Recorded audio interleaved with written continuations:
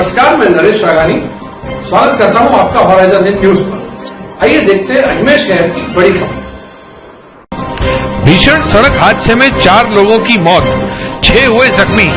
Motorcycle और car के बीच हुई टक्कर। केकड़ी के पास हुआ दुखद हादसा। दुर्घटना में पति पत्नी सहित 6 वर्षीय मासूम की हुई मौत। केकड़ी के निकट मोटरसाइकिल और कार के बीच हुई दुर्घटना में पति पत्नी सहित उनके 6 वर्षीय मासूम बेटे की भी मौत हो गई। इन तीनों के अलावा एक अन्य मोटरसाइकिल सवार भी इस दुर्घटना का शिकार हुआ, उसकी भी मौके पर ही मौत हो गई। केकड़ी कस्बे के रहने वाला शिवराज अपनी पत्नी और बच्चे इंद्रजीत के साथ मोटरसाइकिल पर सवार होकर अजमेर की ओर आ रहे थे। इसी दौरान उनके सामने अचानक एक अन्य मोटरसाइकिल सवार आ गया। दोनों के बीच दुर्घटना हो गई, जिससे शिवराज का संतुलन बिगड़ गया। इसी दौरान चारों वहां से गुजर रहे एक कार की चपेट में आ गए। टक्कर इतनी तेज थी कि एक की मौके पर ही मौत हो गई, जबकि पति पत्नी और बच्चे की मौत जेल अस्पताल में उपचार के दौरान हुई। इस घटना के बाद दोनों के परिवारों में कोहराम का माहौल छाया हुआ है।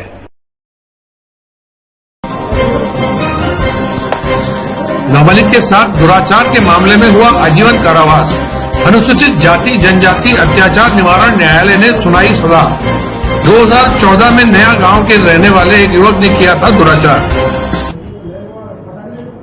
नाबालिग के साथ दुराचार के एक मामले में अनुसूचित जाति जनजाति अत्याचार निवारण न्यायालय ने आरोपी को आजीवन कारावास की सजा सुनाई है। न्यायालय ने 5,000 रुपए का जुर्माना भी लगाया है। मामला वर्ष 2014 का है।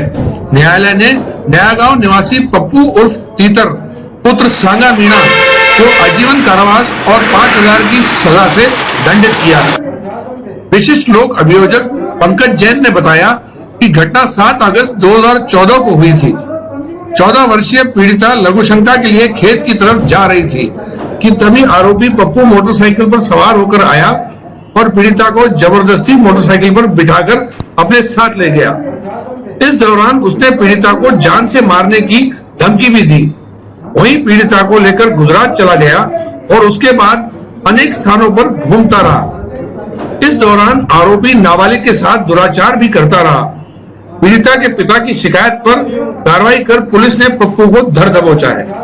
गुरुवार को अदालत ने इस मामले में अहम फैसला सुनाते हुए इसे गंभीर कृत्य माना और समाज में ऐसे अपराध की पुनरावृत्ति न हो, इसी ध्यान में रखते हुए कड़ी सजा सुनाई है।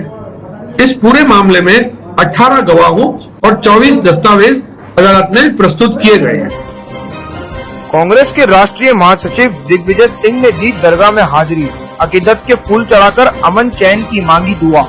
एक दिन की यात्रा पर आए हैं मध्य प्रदेश के पूर्व मुख्यमंत्री। कांग्रेस नेता और मध्य प्रदेश के पूर्व मुख्यमंत्री दिग्विजय सिंह ने गरीब नवाज के दर पर हाजिरी देकर अमन चैन की दुआ मांगी। दिग्विजय सिंह के साथ कांग्रेस के दूसरे नेता भी साथ थे। ख्वाजा गरीब नवाज की दरगाह में पहुंचकर दिग्विजय सिंह ने अकीदत के फूल पेश किए। दिग्विजय सिंह को खादिम SF चिश्ती ने दरगाह की जियारत कराई। अगर आनंदपाल का एनकाउंटर सही है तो फिर घबरा क्यों रही है सरकार? आनंदपाल एनकाउंटर मामले में बोले कांग्रेस नेता दिग्विजय सिंह। बाद CBI जांच से क्यों घबरा रही है वसुंधरा सरकार? आनंदपाल एनकाउंटर मामले में कांग्रेस नेता और पूर्व मुख्यमंत्री दिग्विजय सिंह राजस्थान सरकार पर निशाना साधा। दिग्विजय सिंह ने एनकाउंटर पर सवालिया निशाना खड़ा करते हुए कहा कि अगर वसुंधरा सरकार की पुलिस ने आनंदपाल का एनकाउंटर सही किया है तो फिर सरकार CBI जांच से घबरा क्यों रही है? पूर्व मुख्यमंत्री ने कहा, आनंदपाल के एनकाउंटर मामले में CBI जांच नहीं होने से राजपूत समाज में रोष है। दिग्विजय सिंह ने कहा कि आनंदपाल एनकाउंटर की CBI जांच होनी चाहिए।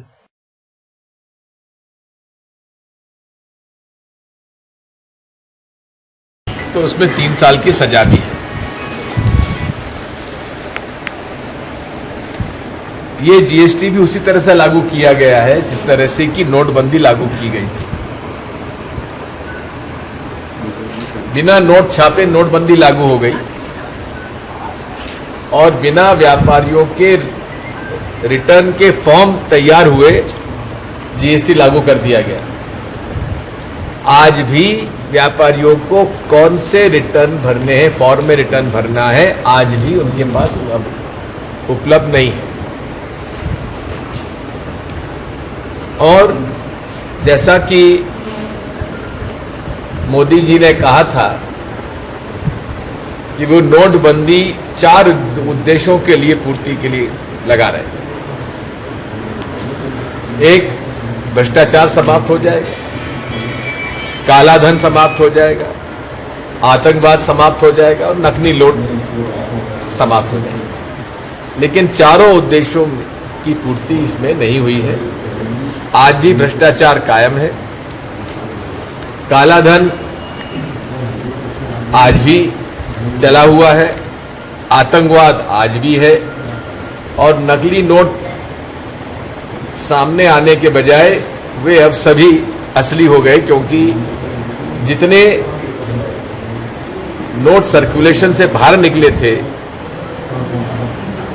लगता है उससे ज्यादा नोट रिजर्व बैंक के पास आ गए, जिसके कारण आज तक रिजर्व बैंक ऑफ इंडिया ने कितने नोट वापस आए उसकी जानकारी आज तक नहीं दी।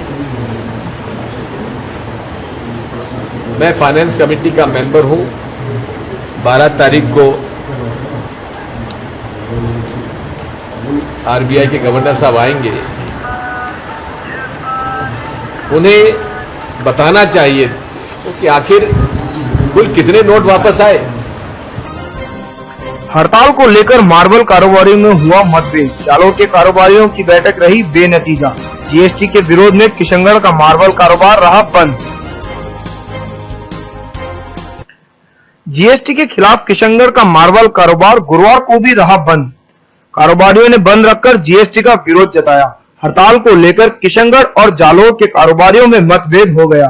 जालोर के कारोबारियों ने बंद को वापस लेने से अलग से बैठक बुलाई, लेकिन बैठक बेनतीजा रही। नाराज हुए जालोर के कारोबारियों ने अध्यक्ष के खिलाफ जमकर नारेबाजी की। एक बार तो ऐसी स्थिति बन गई कि एसोसिएशन के पदाधिकारियों का एसोसिएशन के दफ्तर में घुसकर अपने आप को सुरक्षित कराना पड़ा। माहौल गरमाने के बाद मौके पर पुलिस का दस्ता भी पहुंच गया। कि जालोर की मंडी सन 1985 में स्थापित हुई थी। सबसे छोटा स्केल पे मतलब हमारी मंडी थी। और मैं तो कहता हूँ पूरे भारत वर्ग में, खाली जालोर में ही नहीं, मतलब मैं साउथ से ग्रेनाइट का बिजनेस आया है, वो भी उस समय मतलब बिल्कुल छोटा बिजनेस था। आज बिजनेस बहुत लॉन्ग स्केल पे पहुंच गया है। लेकिन भारत सरकार जो इस चीज को कहती है कि लग्जरीज आइटम है, ये चीज सरासर मैं गलत मानता हूँ। क्योंकि आप जालोर मंडी में आइए, आपको 25 रुपए स्क्वायर फीट में आपको टाइल मिलेगी, आपको 35 रुपए स्क्वायर फीट में आपको स्लैब मिलेंगे। आप कैसे उसको लग्जरीज आइटम कहते हैं? आज जालोर मंडी सिर्फ एक ग्रेनाइट पे टिकी हुई है।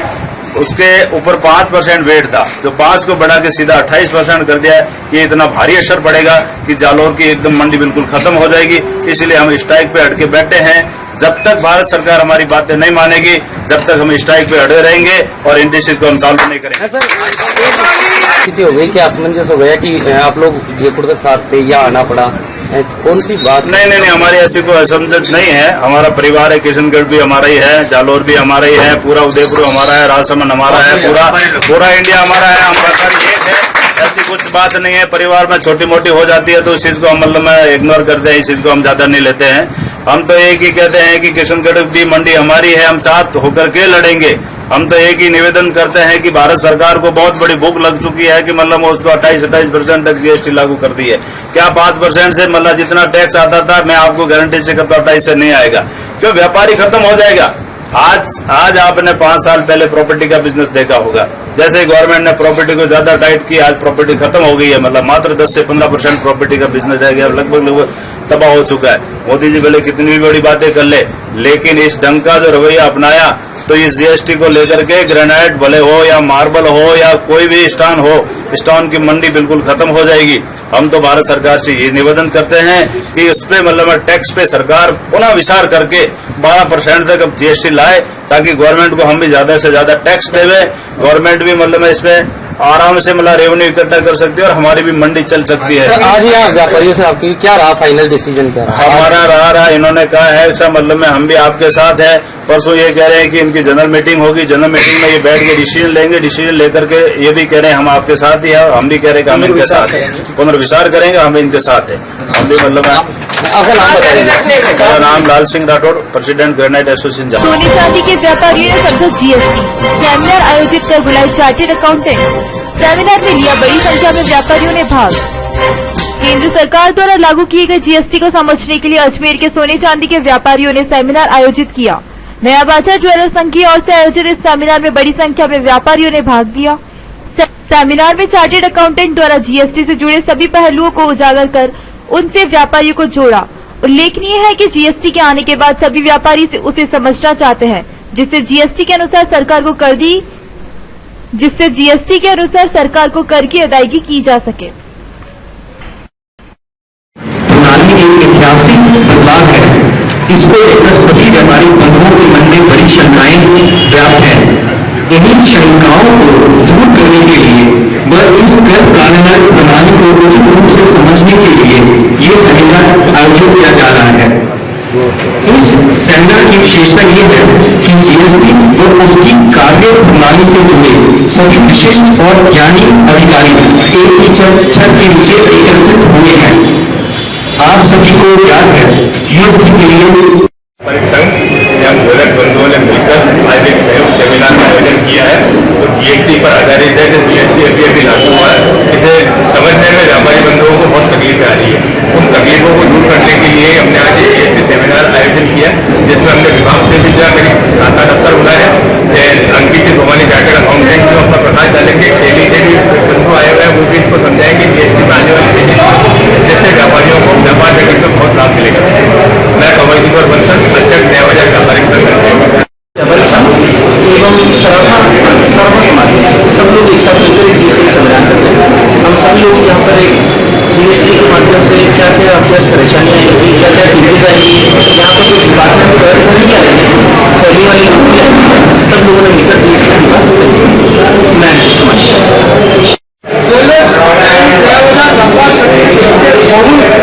जीएसटी के मामले में आयोजन की गई है कार्यशाला में। उसमें हमारा उद्देश्य है कि जो भी व्यापारी जीएसटी के मामले में अभिज्ञ है, अनुमान है, कानून जानता नहीं है, वो सारा कानून हमारे डिपार्टमेंट वाले, जीएसटी डिपार्टमेंट वाले, टेली डिपार्टमेंट वाले और अकाउंटेंट अजय जी सोमानी इस सब व्यापारी को बताएंगे। जीएसटी में क्या तकलीफ आएगी व्यापारी को, सारी तकलीफ दूर करेंगे। जीएसटी का भय बहुत है व्यापार में, उस भय को मुक्त करने के लिए अपनी कार्यशाला का आयोजन किया गया। इस कार्यशाला में हर व्यापारी जीएसटी की बारीकी समझेगा और उसका पूर्ण लाभ देगा। ये हमारा उद्देश्य है। अशोक कुंडल, पूर्व अध्यक्ष सभापति। नसीराबाद में मिले जिंदा बम को किया नष्ट। सेना ने आधुनिक तरीके से किया नष्ट। जिंदा बम से बना था डर का माहौल। नसीराबाद के निकट मिले जिंदा बम को सेना की टीम ने सफलतापूर्वक नष्ट कर दिया।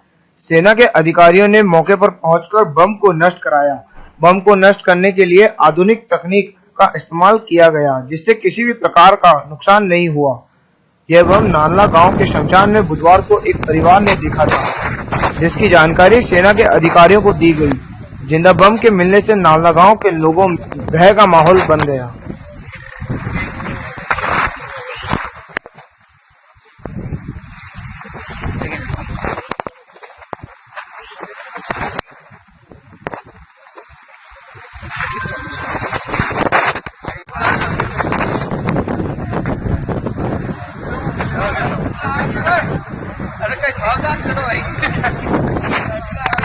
सेंट्रल जेल प्रहरियों ने शुरू किया आंदोलन। वेतमान सुधार के लिए अपनाया गांधीवाद तरीका। खाने की मेस का किया बहिष्कार।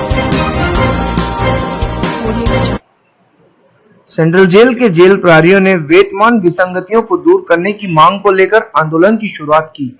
जेल प्रहरियों ने गांधीवाद तरीका अपनाते हुए मेस का बहिष्कार किया। जेल प्रहरी लंबे समय से वेतमान वे संशोधन के लिए सरकार से अनुरोध कर रहे हैं, लेकिन सरकार की ओर से उनकी निलंबित मांगों के लिए कोई कदम नहीं उठाया गया। जेल प्रहरी महासंघ की ओर से सरकार को 15 दिन का चेतावनी नोटिस भी दिया गया था। इस समय के पूरा होने के बाद जेल प्रहरियों ने आंदोलन की शुरुआत की है। बोलिए सर। आज हमारे जेल प्रहरी साथियों की जो वेतन विसंगतियों का मामला है, और एक तरफ ये हमारे हार्ड ड्यूटी हार्डकोर जो अपराधी होते हैं उनकी सुरक्षा के लिए सरकार का इनके ऊपर दायित्व है। ये अपना दायित्व बखूबी तरीके से पूरा कर रहे हैं। उसके बाद में इनके बच्चों को सुरक्षा के लिए, इनकी बच्चों की पढ़ाई के लिए, इनकी परवरिश के लिए सरकार वो तनख्वाह भी नहीं दे रही है जो राजस्थान के पुलिस के कांस्टेबलों को दी जाती है। आज 5वें वेतन आयोग के बाद में 6ठे वेतन आयोग का जो सरकार ने भुगतान किया था, उसके बाद इनका ये संगतियां शुरू हुई हैं। पहले इनकी तनख्वाहें राजस्थान में पुलिस कांस्टेबल होते हैं उनसे ज्यादा हुआ करती, आज इनकी तनख्वाहें बहुत कम है। इसी तरह से चाहे जुलाई भत्ते का मामला हो, चाहे हार्ड ड्यूटी अलाउंस का मामला हो, इनके साथ में हमेशा जाती हुई है और सरकार ने इनके साथ में पक्षपात किया है। आज से इन्होंने अपने मैस का बहिष्कार किया है और गांधीवादी तरीके से ये अपना आंदोलन प्रारंभ किया है। और हमने 21 तारीख को भी एक बार पहले 21 जून को सरकार को एक दिन का मैस का बहिष्कार कर ज्ञापन दिया था और सरकार को एक चेतावनी दी थी। 15 दिन होने के बाद भी सरकार ने उन चीजों पर ध्यान नहीं दिया। हम 15 दिन से ये अपने काली पट्टी बांधकर अपना जो गांधीवादी तरीके से प्रदर्शन है और अपना विरोध दर्ज करा रहे हैं। मैं कहना चाहूंगा इनकी मांगों पर सरकार सिर्फ समझौता करे, नहीं तो महासंघ को उग्र आंदोलन करने के लिए मजबूर होना पड़ेगा। वकील प्रताप शर्मा, जिलाध्यक्ष संयुक्त कर्मचारी महासंघ अजमेर। नाथुनी का मामला पहुंचा पुलिस कप्तान के पास। एक गुट के लोगों ने ज्ञापन देकर की कड़ी कार्रवाई की मांग। धार्मिक संबंध में बिगाड़ने का लगाया आरोप। अजमेर के निकटवर्ती नसीराबाद कस्बे में मामूली बात को लेकर दो गुटों में हुए तनाव के बाद के लोगों ने पुलिस कप्तान को ज्ञापन दिया। बताया गया कि मोती मोहल्ला के रहने वाले और जो लोग किया जा रहा है। नसीराबाद से आए लोगों का कहना है कि कुछ लोग मामूली विवाद को तुल देकर धार्मिक समन्वय को बिगाड़ने का प्रयास कर रहे हैं। सरकार से दरखास्त है, पुलिस प्रशासन से दरखास्त है कि वो एक तरफा कार्रवाई नहीं करे। जो लोग गुनाहगार हैं, जिन लोगों ने गलती करी उनके खिलाफ से सख्त कार्रवाई की जाए। आज यहाँ पर किसको ज्ञापन दे रहे हैं? एसपी साहब को ज्ञापन देना है। क्या मामला? लूटपाट और चोरी की वारदात को अंजाम देने वाला गिरोह चढ़ा पुलिस के हाथों। कोतवाली थाना और साइबर सेल पुलिस की बड़ी कामयाबी। गिरोह के 5 मास्टरमाइंड गिरफ्तार। पुलिस ने गाड़ियां सहित अन्य माल किया बरामद। पुलिस ने संभाग के कई जिलों में चैन स्नेचिंग, पर्स लूटने, नकबजनी और वाहन चोरी की वारदात को अंजाम देने वाली अपराधियों की कुख्यात गैंग का पर्दाफाश किया है। कोतवाली थाना पुलिस और साइबर सेल की टीम से मिली जुले प्रयासों से गिरोह का पर्दाफाश करने में बड़ी सफलता मिली। पुलिस ने गुगरा के निकट स्थित शराब के ठेके से गिरोह के 5 गुर्गों को गिरफ्तार किया है। सभी केकड़ी और विजयनगर के आसपास के रहने वाले हैं। पुलिस ने इनके कब्जे से चोरी की गई एक कार सहित 16 बाइक सहित गाड़ियों के कटे हुए चेसिस भी बरामद किए हैं। पुलिस ने चोरी किए गए वाहनों को काटने वाले और उनके टुकड़े कर उनको बेचने वाले कबाड़ी धर्मेंद्र को भी गिरफ्तार किया है। पुलिस को गैंग से कई और बड़े अपराधों के खुलासे का इंतजार है।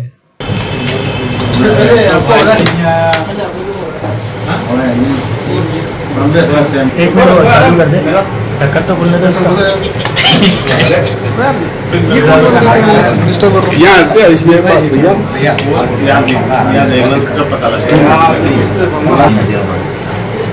आज कोतवाली थाना पुलिस ने चैन स्नैचिंग, पर्स लूटने, नकबजनी या वाहन चोरी वाले कुख्यात गैंग का पर्दाफाश किया है। इनके कम से कम 100 से अधिक वारदातों को इन्होंने अंजाम दिया है। संभाग स्तर पर टोंक, भीलवाड़ा और अजमेर के कम से कम 10 से 12 थानों में इन्होंने इस तरह की वारदातों को अंजाम दिया है।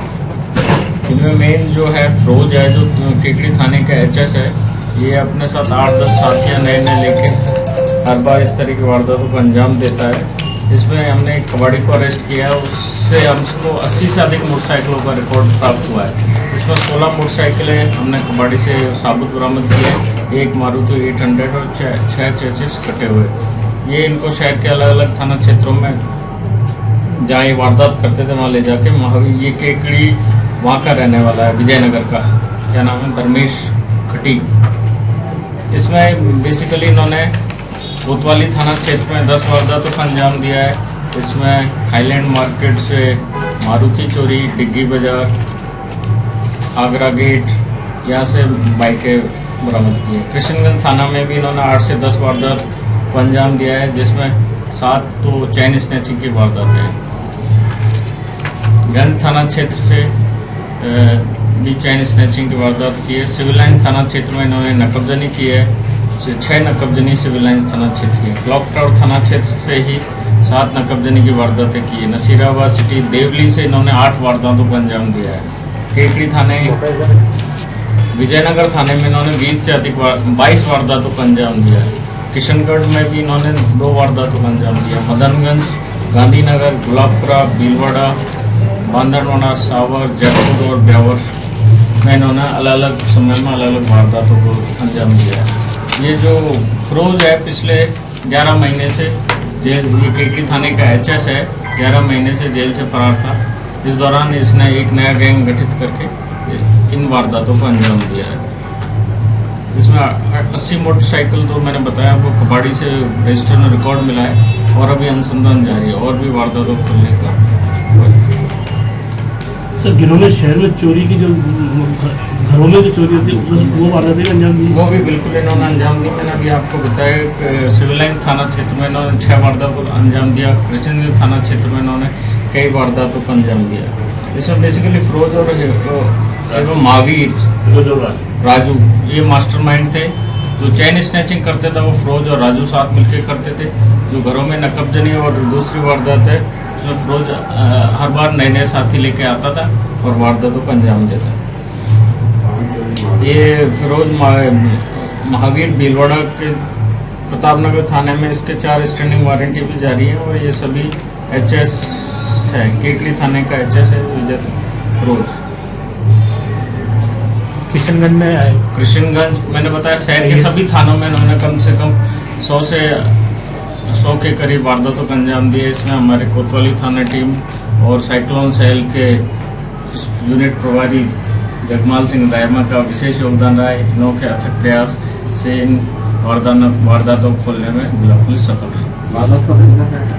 वारदात का तरीका बेसिकली ये रहता था, जैसे कुछ अधिकतर लड़के विजयनगर और देवली साइड के, ये रात को ट्रेन या इस तरह आते थे, यहाँ पे रेकी करते थे और रात को ये चोरी और नकबजनी की वारदात को अंजाम देते थे। और सुबह अगर इनको कोई सफलता नहीं मिलती थी चोरी तो ये वाहन लेके यहाँ से चले जाते थे। इसमें हमारे थाईलैंड से एक मारुति लेके गए हैं, उसको हमने बरामद किया है। और नकबजनी ये अभी थोड़े दिन पहले ही हुई थी थाईलैंड मार्केट में शटर तोड़ के, उसमें भी इनको 8 लोगों को हमने अरेस्ट किया। किशनगंज में जो IS की चेन थी उसका वो इनमें नहीं है, उसका अनुसंधान जारी है। वो तो MP वाली है। खुल गई ना वो कितनी? बाल वाहिनी संचालकों ने रखा काम ठप, 1000 से अधिक वाहन रहे बंद। पुलिस कप्तान को दिया ज्ञापन, यातायात पुलिस से जताई नाराजगी। यातायात पुलिस की कार्रवाई से नाराज चल रहे बाल वाहिनी संचालकों ने गुरुवार को अपने वाहन नहीं चलाए। इससे हजारों स्कूली बच्चों को परेशानियों का सामना करना पड़ा। बाल वाहिनी संचालकों ने यातायात पुलिस की सख्ती को गलत बताते हुए विरोध प्रदर्शन भी किया। संचालकों ने पुलिस कप्तान को ज्ञापन देकर उनसे जुड़ी समस्याओं के समाधान की मांग की, लेकिन पुलिस कप्तान ने उन्हें उल्टे पैर लौटा दिया। पुलिस कप्तान ने संचालकों के प्रतिनिधि मंडल को 2 टूक शब्द में यातायात के नियम की पालना करने को कहा। इससे पहले संचालकों ने आजाद पार्क में बैठक आयोजित की। बैठक में बाल वाहिनी कार्यों से जुड़े लोगों ने बड़ी संख्या में भाग लिया। अभी वार्ता हुई है, पर वार्ता में SP साहब ने कहा है आप डिप्टी मैडम से मिलें, क्योंकि उन्होंने दे रखा है सारा काम। तो डिप्टी मैडम और RTO साहब से मिलके जो भी वो लोग हमारी समस्या का समाधान निकालते हैं उस हिसाब से आगे की गाइडलाइन तय की जाएंगी और उस पर क्या निकल कर आता है, हमारे लिए क्या है, इनके क्या है, वो उस वक्त देख के हम लोग आगे के जो भी है वो रणनीति होगी उसको तय करेंगे, उस हिसाब से आगे का कार्य करेंगे। आज क्या करा आपने? आज हमने जो ज्ञापन सौंपा, SP साहब से मिलना आए थे, उनसे वार्ता करी है, उन्हें ज्ञापन दिया है, तो शांतिपूर्वक वार्ता की है और आगे क्या करना है और कैसे चलना है उसके लिए हम लोग अभी और बैठेंगे और डिसाइड करेंगे। आपकी स्ट्राइक कब तक रहेगी? अब डिप्टी साहब से क्या बात निकल कर आती है, हमारी बातें कितनी वो हमारा समर्थन करते हैं, उनके साथ हमारा क्या तालमेल बैठता है, उस हिसाब से आगे की बात होगी। अभी कुछ नहीं कह जा सकते। आपका नाम बोलो। मून मैसी वैन यूनियन। हमारी जो स्कूल वैन्स हैं जो पूरे समस्त स्कूलों के अंदर चलती हैं, हमारे शहर के अंदर कल 450 वैनें का चालान किया गया और वो मान्य नहीं था, फिर भी उसका चालान हुआ। कुछ जैसे कि एग्जाम्पल, आप ऊपर स्टैंड नहीं लगाएं, जो बैग्स रखते हैं वो आप अंदर रखिए। दूसरा, गैस किट फूड जो हमारे आरटीओ साहब ने कर रखा है, आरटीओ ने कर रखा है, उसको भी आप ना लगा के उसमें पेट्रोल से ही संचालित करें आप उसकी, और वर्दी पहने। इस चीज़ से आइटम्स के ऊपर इन्होंने अपनी मांगों को इन्होंने हमारे सामने रखा कि तुम इसको लागू करो और इसी तरह ही वैन चलाओ। ये पॉसिबल नहीं है। हम ये चाह रहे हैं कि हमारे जो गैस किट्स जो आरटीओ ने अप्रूव किए थे वो तो अप्रूव्ड है, तो अप्रूव्ड ही रहेंगे, ना कि उनको हटा सकते, जिसके 20-25 हज़ार रुपये खर्च करके हम लोगों ने उसमें गैस किट लगाए हुए उसके अंदर, वो भी आप हटा दीजिए। उससे आप पूरे शहर के अंदर नहीं चलाएंगे वैनों को। और स्टैंड जो है, जो स्कूल बैग्स जो है, जो आप बच्चों की गोदी के अंदर ही रखिए या स्कूल वैन के अंदर रखिए, उसको ऊपर मत रखिए, ये पॉसिबल है ही नहीं। आज क्या करा आपने? आज हमने डीजी साहब को, कलेक्टर साहब को और आरटीओ साहब को, इन सबको विज्ञप्ति दी और आज हमने अजमेर के अंदर समस्त जो स्कूल वैन्स हैं उसको आज बंद किया, जो पूरे शहर में आज स्कूल वैन्स एक भी नज़र नहीं आएंगी। और इसलिए किया कि हमारी जो मांगे हैं, जो हम उसको पूरा करना चाहते हैं, इसलिए इस हमने आज ये स्ट्राइक रखी वैन्स की। और हम ये चाहते हैं कि जो अभिभावक जो हमारे साथ में जो बच्चे भेजते हैं वो हमसे संतुष्ट हैं, इसलिए हमारी वैनों के अंदर ही भेजते हैं और इनसे हम नाजायज़ इनका फ़ायदा हम नहीं लेते हैं। और हम स्कूल भविष्य और बच्चों के भविष्य के बारे में हम सोच के ही स्कूल वैन्स को हम सुबह इन बच्चों को ले जाना और उनको छोड़ने का कार्य करते हैं। मिनी बस और ट्रेलर की दुर्घटना में हुई मिनी बस चालक की मौत, खलासी को गंभीर हालत में कराया भर्ती। सराधना के निकट मिनी बस और ट्रेलर के बीच हुई आमने सामने की भिड़ंत में मिनी बस चालक की मौत हो गई, जबकि खलासी को गंभीर हालत में उपचार के लिए जेएलएन अस्पताल में भर्ती कराया गया। मंगलावास थाना पुलिस के अनुसार यह दुर्घटना बुधवार की देर रात ब्यावर हाईवे पर हुई थी। दुर्घटना के बाद ट्रेलर में आग लग गई थी, जिससे फायर ब्रिगेड की टीम ने बड़ी मशक्कत के बाद बुझाया। 5/7/17 को करीब 12-12:30 बजे की बात है कि ये सराधना चौराया राजगढ़ जाने वाले रोड पर NH 8 पर गाड़ी टाटा 409 RJ 14 GB 27 व RJ 01 GB 3588 ट्रेलर का आपस में भिड़ंत हुई थी, जिसमें टाटा ट्रक का गोपाल सनो पांचू दरोगा 40 उम्र 40 निवासी आवड़ा थाना पश्चिम जिला टोंक मौके पर मारा गया। खलासी घायल हुआ, ट्रक ट्रेलर आग लग गई और फायर ब्रिगेड से बुलाया गया। उस ट्रक ट्रेलर ड्राइवर की भी चोट है। ये 407 की टाटा है, उसका खलासी अभी भर्ती जेल है। ये क्या करता था? ये मृतक ड्राइवर था। अच्छा, ड्राइवर। गाड़ी थी ललित कुमार शर्मा, किशनगंज। आपका नाम था? गणपतराम पालड़िया थाना। नगर निगम ने चलाया नियम विरुद्ध निर्माण कार्यों के खिलाफ अभियान, कई मकान किए सीज, लगाए ताले, अवैध रूप से कर रहे निर्माण से जुड़े लोगों ने मचाया हड़कंप। नगर निगम प्रशासन ने नियम विरुद्ध बनाए जा रहे मकानों के खिलाफ कार्रवाई करते हुए उन्हें सीज किया। निगम प्रशासन की ओर से कई व्यवसायिक और अव्यवसायी मकानों के खिलाफ कार्रवाई की गई। निगम के राजस्व अधिकारी के नेतृत्व में निगम की टीम ने सिविल लाइंस सहित कई स्थानों पर ऐसे निर्माणों के खिलाफ कार्रवाई की, जो या तो नक्शे से हटकर बनाए जा रहे थे या फिर उनके नक्शों को स्वीकृति नहीं हो पाई थी। निगम प्रशासन का दस्ता गुरुवार को सुबह से ही सिविल लाइंस, रामनगर सहित अन्य क्षेत्रों में ऐसे निर्माण कार्यों के खिलाफ कार्रवाई करने निकल गया था। निगम की ओर से इस तरह के मकानों पर चल रहे निर्माण कार्यों के काम आ रहे उपकरणों को जब्त कर निर्मित हो चुके भवनों पर ताले लगाकर सीज की कार्रवाई की गई। आज हमने यहाँ पर वो सिविल लाइन के अंदर एक ये अवैध जैसे G+1 का है ये अवैध निर्माण, और इसके अंदर हाईकोर्ट नदी जैसे जो PIL में भी इसका जैसे काम था, तो इसको आज हमने यहाँ पर सीज किया है। और वो ये संपत्ति है गुलाब देवी ये प्राइवेट प्रॉपर्टी है, कमर्शियल की है? Private property. आवासीय था ये? आवासीय है। नक्शे के अनुरूप काम नहीं हो रहा? काम तो आपको शिकायत कहाँ मिली थी? ऑफिस में। शिकायतकर्ता कौन है? ठीक सर। आप अमरनाथ यात्रा के लिए एक और जत्था हुआ रवाना। यात्रा से पहले कचहरी रोड पर किया गया सभी का अभिनंदन। 15 दिन की यात्रा में करेंगे बाबा बर्फानी के दर्शन। अमरनाथ यात्रा कर बाबा बर्फानी के दर्शन के लिए जाने वाले यात्रियों का एक जत्था गुरुवार को हुआ रवाना। पार्षद प्रकाश मेहरा की अगुवाई में अमरनाथ यात्रियों का भव्य स्वागत कर विदाई दी गई। यात्रियों का ये जत्था 15 दिन में मां वैष्णो देवी सहित अन्य धार्मिक स्थलों पर भी जाएगा। 7 वर्षों से लगभग यहाँ से यात्रा करके और उसके साथ ही यहाँ 7वां रास्ता जा रहा है। यहाँ से और लगभग 45 यात्री यहाँ से यात्रा करने के लिए आ रहे हैं।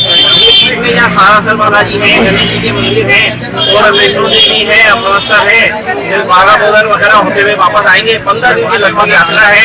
लेकिन मैं इसके साथ साथ हमारे देश के जो सैनिक है उनको मैं सादर नमन प्रणाम करता हूँ कि उनकी बदौलत ही आज हमारा देश आजादी से घूमने जाता है और प्रत्येक यात्री यहाँ पे आराम से घूम के आता है। उनके लोगों की बदौलत है कि आदमी सुरक्षित रहता है और बेहिचक जाता है और दिन के दिन अमरनाथ की यात्रा पर यात्री बढ़ते जा रहे हैं। वो सब उनकी बदौलत है।